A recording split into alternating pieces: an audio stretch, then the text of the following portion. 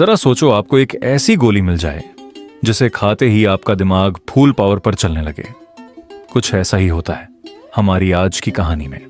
कहानी की शुरुआत एक ऐसे घर से होती है जहां 2 लोगों की लाश पड़ी हुई थी और ठीक उसी वक्त कोई उस घर के दरवाजे को जोर जोर से पीट रहा था।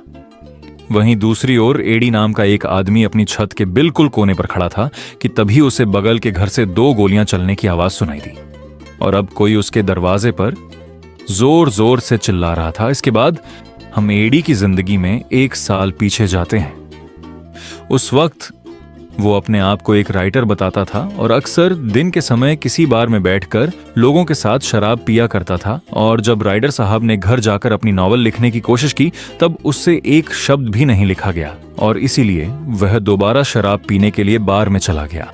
रास्ते में उसकी मुलाकात अपनी पिछली पत्नी मनीषा के भाई वर्णन से हुई।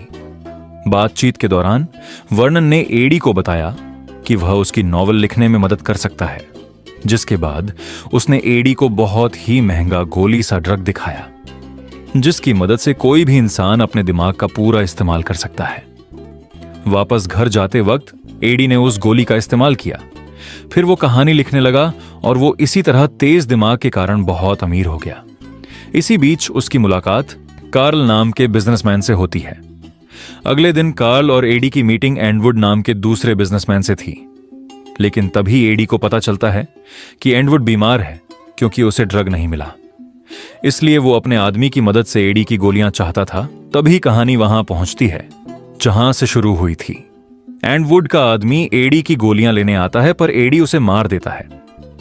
अगले दिन एडी एक साइंटिस्ट से ऐसी गोली बनाने को बोलता है जिसका असर जिंदगी भर रहे। फिर वो उसे खाकर दुनिया का राजा जैसा बन जाता है और यहीं पर फिल्म खत्म हो जाती है। चैनल को सब्सक्राइब करना ना भूलें और बेल आइकन दबाएं ताकि आपको ऐसी वीडियोस मिलती रहे। देखने के लिए धन्यवाद।